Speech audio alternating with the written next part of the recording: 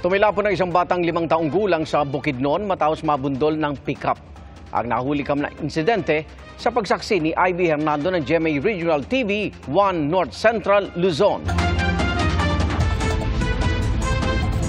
Nakuhanan ng CCTV ang pagtawid ng 5 taong gulang na lalaki sa National Highway sa Valencia City, Bukidnon. Maya-maya dumating ang puting pick-up truck at nabundol ang bata. Sa lakas ng impact, tumilapon ang bata sa kabilang lane ng kalsada. Angkol! Iyak at paghingi na lamang ng tulong ang nagawa ng ina ng bata habang karga-karga ang dugo ang anak sa gitna ng kalsada. Nang may dumaang tricab, agad isinugod ang biktima sa ospital. Ayon sa ina ng bata, naguhugas lang siya ng kamay sa isang establishmento na kanilang pinasyalan nang hindi na malayang tumawid na pala ang kanyang anak. Nasa maayos na kalagayan na ang bata pero problema ng pamilya ang gastusin sa pagpapagamot nito. Manawagan ko sa katong nakabangga nga unta mo surrenders. Yang itong panagutan ng among mga problema diri sa kuan sa among bills. Kaya kami wala ni bisag lumay.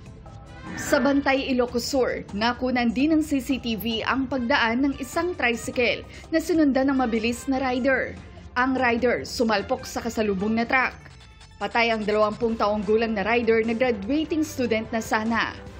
Overtaken niya yung tricycle, nasagi niya itong tricycle, hindi niya na-control at pumunta sa opposite lane. Dapat cautious pa rin tayo pagka nag-overtake.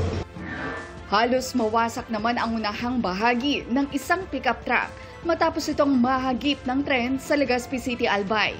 Ayon sa pulisya, patungong Naga City ang tren nang pilitin ng pick-up na tumawid sa riles. Nagtamo ng galos ang babaeng driver ng pick-up. Wala raw crossing keeper sa lugar na nagpapahinto sa mga sasakyan tuwing dadaan na ang tren. Patuloy namang kinukunan ng GMA Regional TV Balitang Bicolandia ang panig ng PNR. So, nakausap naman namin kahapon yung representative ng PNR. Ipapabot din nila sa main nila kasi dapat meron talagang tao. Part naman sir ng motorista, number 1 bagang nakaano dyan, stop look and listen tayo. Para sa GMA Integrated News, Ivy Hernando ng GMA Regional TV 1 North Central, Luzon, ang inyong saksi. Mga kapuso, sama-sama tayong maging saksi. Mag-subscribe sa GMA Integrated News sa YouTube at para sa mga kapuso abroad, samahan niyo kami sa GMA Pinoy TV at sa www.gmanews.tv.